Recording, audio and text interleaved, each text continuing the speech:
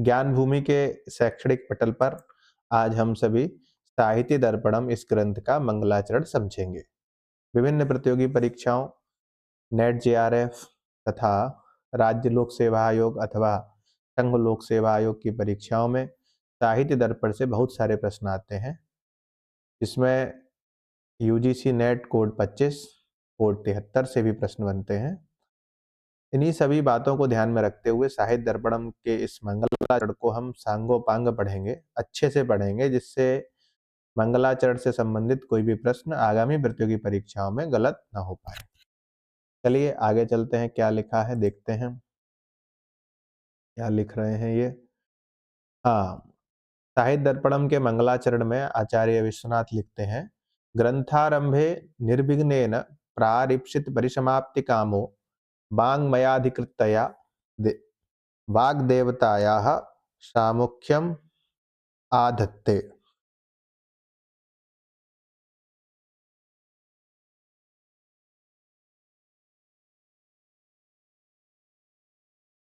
एक मिनट। आचार्य विश्वनाथ हैं, ग्रंथ की निर्विघ्न समाप्ति के लिए मंगलाचरण कर रहे हैं। मंगल का तात्पर्य होता है कल्याण की कामना से किसी देवता की स्तुति या फिर उसकी प्रशंसा करना। मंगलाचरण 3 प्रकार के होते हैं, आशीर्वादात्मक, नमस्कारात्मक और वस्तु निर्देशात्मक। आशीर्वादात्मक मंगलाचरण में हम ईश्वर से आशीर्वाद की कामना करते हैं। जैसे यह श्लोक जो है इसमें लिखा है, अखिलान अर्थान प्रकाशयतु। जो वाणी की देवी हैं वो हमारे हृदय का अंधकार नष्ट करके सभी अर्थों को प्रकाशित करें। तो यहाँ पर आशीर्वाद की कामना की गई है। किसी मंगलाचरण में नमस्कार किया जाता है ईश्वर को, तो उसको नमस्कारात्मक मंगलाचरण कहते हैं। जैसे नमस्तस्मै गणेशाय यत्कंठः पुष्करायते, ये जो मदावो घनध्वानो नीलकंठस्य तांडवे 10 रूपक का मंगलाचरण है, ये नमस्कारात्मक मंगलाचरण है। यहाँ पर ईश्वर से आशीर्वाद की कामना की गई है कि मेरे अंतर मन के अंधकार को नष्ट करके समस्त अर्थों को देवी प्रकाशित करें। यह मंगलाचरण कौन कर रहा है? तो जिसको ग्रंथ की निर्विघ्न समाप्ति करनी है। ग्रंथ के लेखक हैं आचार्य विश्वनाथ, ग्रंथ का नाम है साहित्य दर्पण, और साहित्य दर्पण का बिना किसी विघ्न के समापन हो जाए, इस उद्देश्य से आचार्य विश्वनाथ मंगलाचरण कर रहे हैं। मंगलाचरण से पहले पूर्व पीठिका, जिसको कहते हैं भूमिका। अगर घर बनवाना है तो पहले उसका गड्ढा खोदेंगे, पिलर डलवाएंगे, नींव बनवाएंगे, उसके बाद भवन निर्माण होता है। उसी प्रकार मंगलाचरण से पहले जो स्थिति है उसका यहाँ पर वर्णन किया जा रहा है वृत्ति भाग के माध्यम से। ग्रंथारंभे निर्विघ्नेन, अर्थात ग्रंथ के आरंभ में। ग्रंथ का तात्पर्य, ग्रंथ शब्द की व्युत्पत्ति है ग्रंथात, ग्रथनात् ग्रंथः, अर्थात जिसको व्यवस्थित रूप से गूंथा जाए, व्यवस्थित रूप से पिरोकर उसको व्यवस्थित किया जाए, उसे कहते हैं ग्रंथ। तो ग्रंथ के आरंभ में, साहित्य दर्पणम नामक ग्रंथ के प्रारंभ में निर्विघ्नेन, बिना विघ्न के, क्या हो जाए? विघ्न का अभाव हो जाए, इस कामना से प्रारीप्सित, प्रकर्षेण ईप्सितः परिसमाप्ति कामः यस्य। प्रकर्षेण मतलब उनकी इच्छा क्या है? ज्यादा इच्छा ये है कि ग्रंथ बिना विघ्न के समाप्त हो जाए, ऐसी कामना रखने वाले आचार्य विश्वनाथ वाङ्मय अधिकृततया, वाङ्मय मतलब ये जितना भी शब्द संसार है इस ग्रंथ में लिखा जा रहा है, इस वाङ्मय का जो अधिकृत है, उस अधिकृत देवतायाः, वाग देवतायाः, शब्द राशि जो है शब्द ब्रह्म, उस शब्द राशि का जो अधिकृत देवता है वो वाग देवता कौन है? सरस्वती देवी। और उन सरस्वती देवी का सामुख्यम आधत्ते, अर्थात सामना कर रहे हैं, मतलब उनको आगे रख रहे हैं। सामुख्यम, ग्रंथस्य प्रारंभे, ग्रंथस्य आदौ निधाय तस्य तस्याः देवतायाः स्तुतिः क्रियते, स्तुतिम करोति। ठीक है, ये बात बनती है।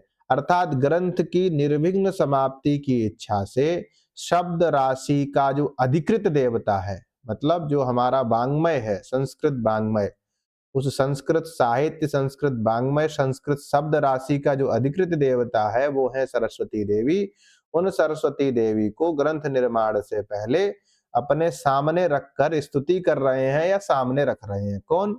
जिनकी इच्छा ग्रंथ की निर्विघ्न समाप्ति है। प्रकृषेण ईप्सितः परिसमाप्ति कामना यस्य तादृशः विश्वनाथः, ये यहाँ पर स्थिति बनती है। तो ये आप समझ गए होंगे, अब हिंदी में समझ लीजिए। ग्रंथ के आरंभ में शब्द राशि के लिए जो अधिकृत देवता है, उसको निर्विघ्न ग्रंथ की समाप्ति की कामना वाले आचार्य विश्वनाथ उस देवता को, बाग देवता का सामना कर रहे हैं, उनको अपने सम्मुख रख रहे हैं, उस ग्रंथ के प्रारंभ में उनकी स्तुति कर रहे हैं। ये भाव यहाँ पर है। ठीक है। क्या कैसे स्तुति कर रहे हैं? तो ये यहाँ पर आर्या छंद में ये श्लोक लिखा है, शरदिंदु सुंदर रुचिश्चेतसि तामे गिराम देवी अपहृत्य तमः संततम अर्थान अखिलान प्रकाशयतु। देखिए, आप लोग अगर नव प्रवेशी हैं तो जिन शब्दों का अर्थ आपको बोध में आ रहा है उसका समझकर श्लोक का अर्थ लगाने का प्रयास करिए। देवी, देवी अर्थात कोई देवता की स्तुति की जाएगी तो देवी ही कहा जाएगा। अब देवी यहां पर कर्तृपद है। सा देवी, वह देवी, कौन देवी? तो ये हो गया कौन सी देवी है, तो बताया शरदिंदु सुंदर रुचि ही।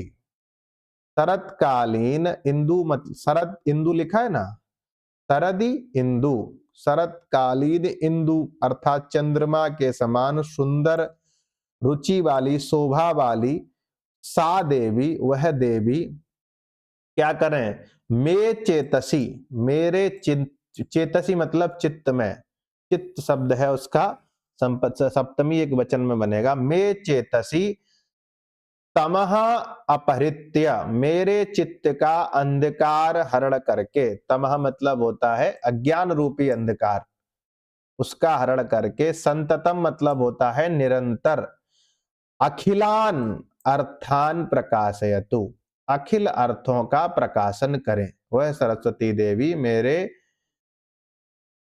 अंतःकरण के अज्ञान रूपी अंधकार को नष्ट करके ज्ञान रूपी अर्थों का प्रकाशन करें। अब ये तो अव्यवस्थित अर्थ हो गया, क्योंकि हमने क्या किया, बिना अन्वय के अर्थ बता दिया। शरतकालीन चंद्रमा के समान सुंदर रुचि वाली वह बाणी की देवी मेरे चित्त में व्याप्त अज्ञान रूपी अंधकार को निरंतर नष्ट करके ज्ञान रूपी समस्त अर्थों का प्रकाशन करें। ये इस श्लोक का अर्थ है। निश्चित रूप से इस श्लोक का भाव यही है कि सरस्वती देवी से कोई कवि प्रार्थना कर रहा है। अन्वय का मतलब होता है शब्दों का व्यवस्थित क्रम। अन्वय दो प्रकार का होता है, दंडान्वय, खंडान्वय। ठीक है।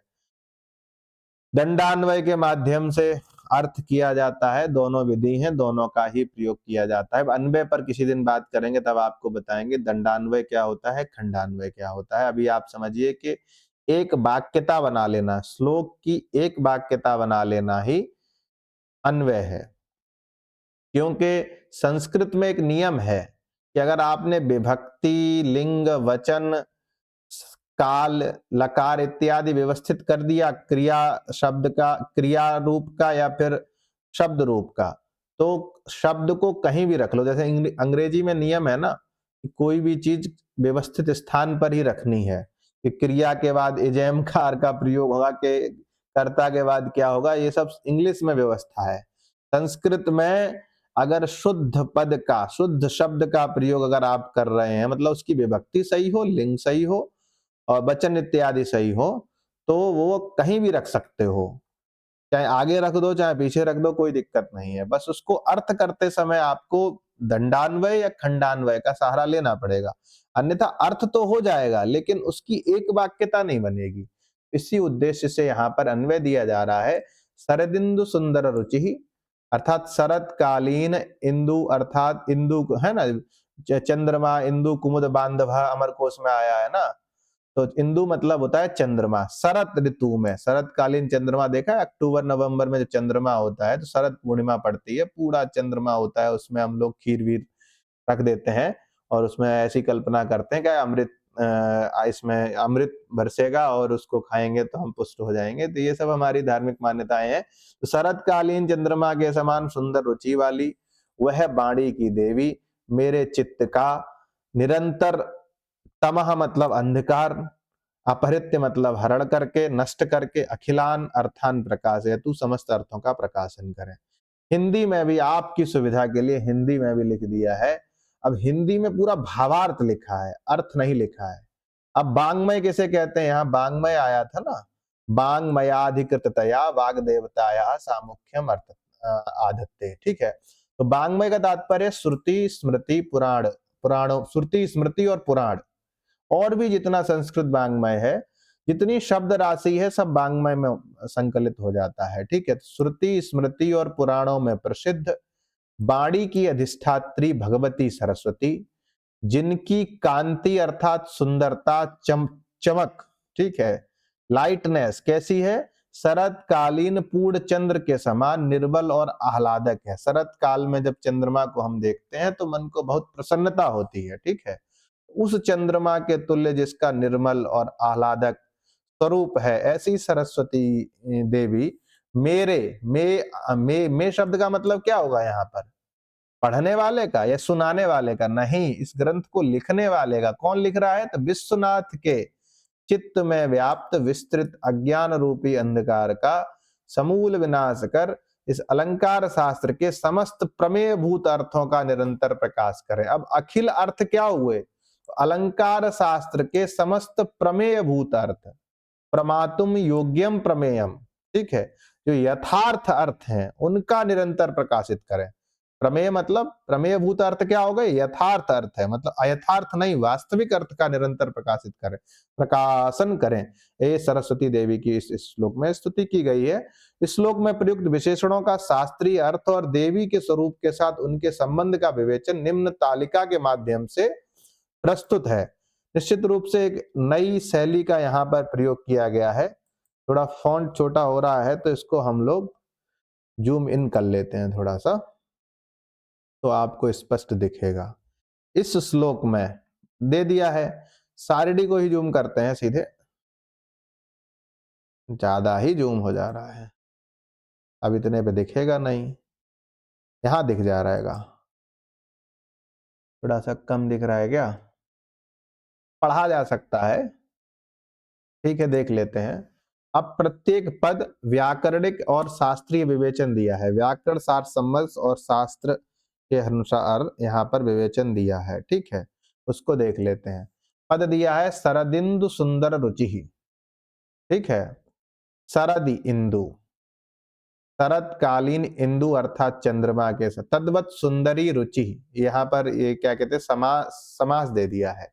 इस प्रकार इस शरदिंदु सुंदर रुचि का समास होगा, शरदि इंदुः शरदिंदुः, तद्वत सुंदरी रुचि कांति यस्या सा शरदिंदु सुंदर रुचि, ये गिराम देवी का विशेषण है, देवी का।